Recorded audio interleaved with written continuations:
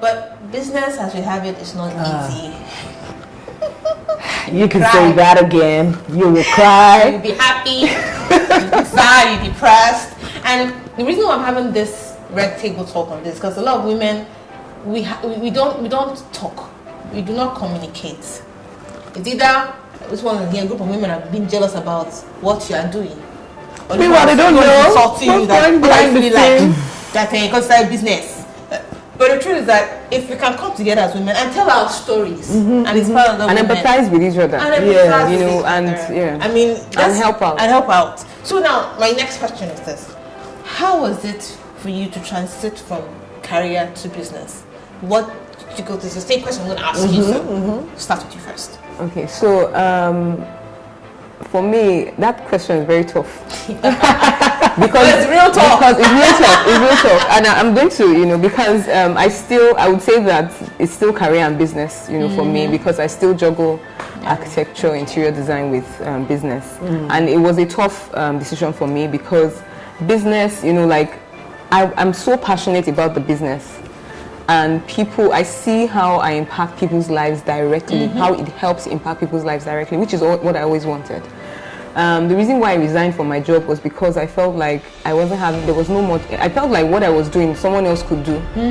I felt like there was no impact. I wasn't impacting anybody, I'm just designing and then we're going to build, we're supervising on site and we're doing this and any other person could do that. So that was you're not special.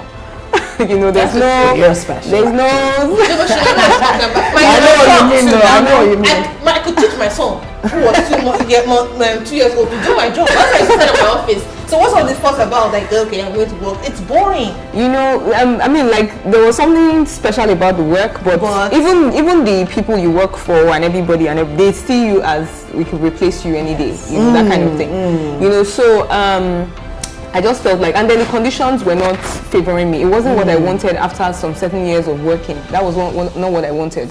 And I started thinking about, and then I just had, one day there was just that flood of unfulfillment, and dissatisfaction. And that's why I resigned, because I just felt like there was something else calling my name. There was something else. And I needed to answer. Like, okay, and I had so many questions.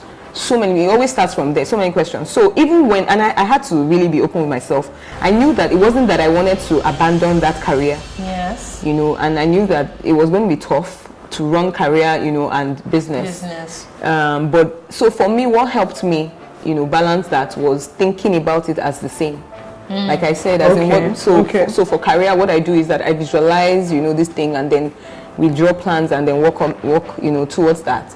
And then for the vision board is also, visualizing the end and then working towards it, and all that. So I just had to settle this, that chaos inside of me. Yes, it was me. It wasn't any other person. It wasn't. So there were people that didn't understand. My family didn't understand. Like my mom, my dad, they didn't understand. People have said things that are hurtful. People didn't understand. But I mean, like my siblings, like some of them would just be like, okay, they won't know where you're going, but would just support you and just follow you there. My husband has been extremely supportive. Extremely supportive. Supportive husbands. Honestly, because it's not very common for people maybe in his line of profession. He's a military officer. Most of the time people think about them as I'm like but he's been extremely supportive. I've had to also think about contracting some parts, like help. Yeah. My mom works, my dad works, so there's no family that is going to be around, to say, let me help you take care of the kids, or anything like that. So balancing it has been extremely difficult. It hasn't been something that has been very smooth. But I told a friend of mine recently that I've learned how to live life a day at a time. That's wonderful. For me, I think the easiest part for me before was to visualize and then start working. So for me, it was the future. Like I was always living for the future. But I had to realize that to get to that future, you have to now live a day at a time, to get there. So for me, making that switch from paid employment, let me put it that way, to business. So because even the career is still run as a business, and then I run this other one as a business. So it's like multiple businesses now, and then putting structure into it, it had to just come because you will know when there's no structure in the business, you already know. Yeah, you suffer, you suffer and all those kind of things. So I just realized, I think the greatest lesson for me that I've learned is to accept help. To ask for help, seek for help. Very important. Ask for it, if you find it, ask for it, and then to just accept it. Like, don't do this thing alone. Yes. There is no superwoman in this world that does not need help. Thank you. That doesn't need help. That's our biggest problem. Yeah, you're a superwoman, no doubt. But you need help. You need help. Even Superman needed help when the world so you need help. So that's what has helped me transition from paid employment to running my business myself, and then balancing out, between career. I had to switch that mind of mine and say this career is business. To give me that kind of, that mind and say, okay, you know what, run it this way, put structure into it, and then investing in yourself and taking courses and all that. I have gone from construction and design to business to empowerment, and to now I'm in media. So you have to just, if you think that this is where you're going and I need to take a course in this to get there, so you must never get tired of investing in yourself. Because the fruits, you would always see what it does. You always yield the fruits. So now people will say, why are you wasting your money like this? And I'm like, it's not your money now. It's not your money. I was like that. Is it your waste? It's not your waste. I used to say that I like wasting money, but I found that ask her now. But I'm like, this course I want to do, she'll say, do it. I'm like, but it's expensive. Do it. And when I do it, I end up finding that there's something new and proud of myself that I will not be able to apply. It boosts your confidence as well. Yes, your confidence. You need confidence, to be able to work this confidence. Even when you don't know what you're doing, you need confidence. You need confidence. It's true. It's true. You need confidence. So how was yours transiting from manufacturing, banking, IT, and to all those things across industries. So like I said, for me it was, I come from a family of people who worked till they retired. My in-laws too had said worked till they retired, and they always had this proud, our engineer.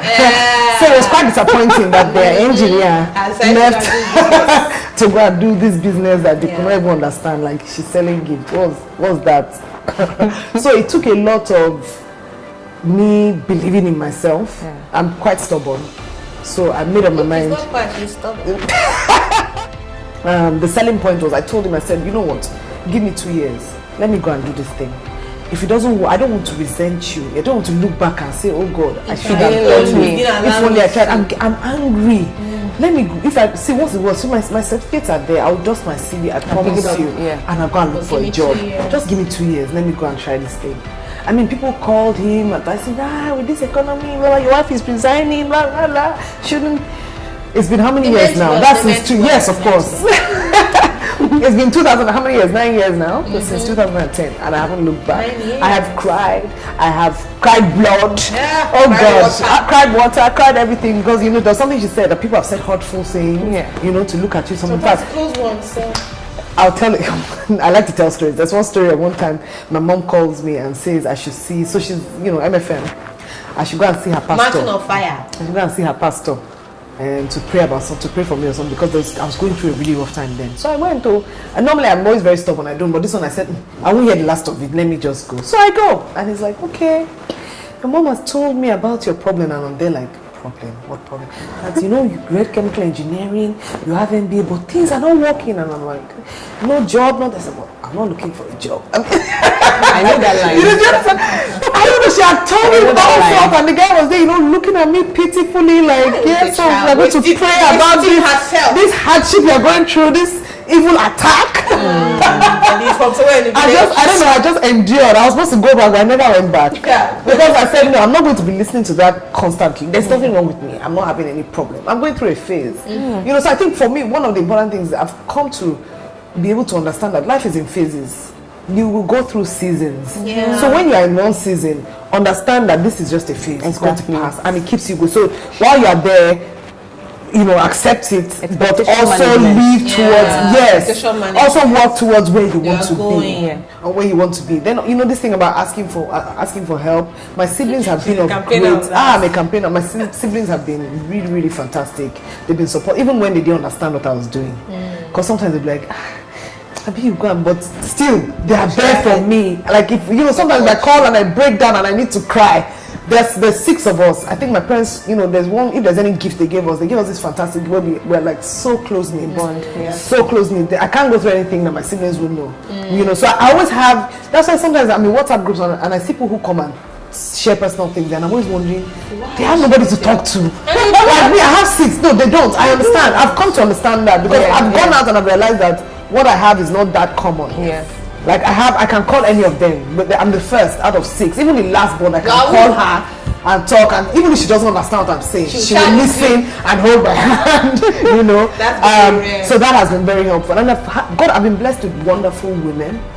As much as which is why I push this, because people have this narrative that they're always saying, oh, women are the greatest enemies of blah blah blah. So, but I think if you say that constantly, you keep attracting those kind of women. I'm not saying it's not possible that women are. It doesn't happen. But if that's what you constantly believe, it would always happen. So for me, I just don't believe it, and so I've had wonderful women who have held my hand. So this capacity building, going for trainings, I'm trainings. Anymore. Once I hear like this, I'm there. This mentoring program, that mentoring program, and the women who have just taken interest and they're there to hold my hand. They're open and stuff, and that has helped me, because honestly, I don't know how 9 years down the line I haven't dusted my CV to run back. And and funny thing is now my husband, my parents are like my number 1 fans. Somehow it has taken them this long to begin to understand, wow, what you're doing is important. So I think a lot of times too, you're waiting for validation. You think, oh, what I'm doing is not important.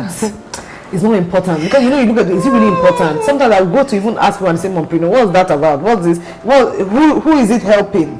But when I get emails and I see people, I keep reminding myself, look, what you're doing that person sent that email. Important. Yes. Even if it's one person. Yes. That's what it is you're offering touches. It's good. You have done a great job. Somebody needs it. So I think that's one of the things that just keeps me. Accept that life is in seasons. Also, always go back to your why. So for me, my why I resigned in the first place was because I wanted to be a present mom.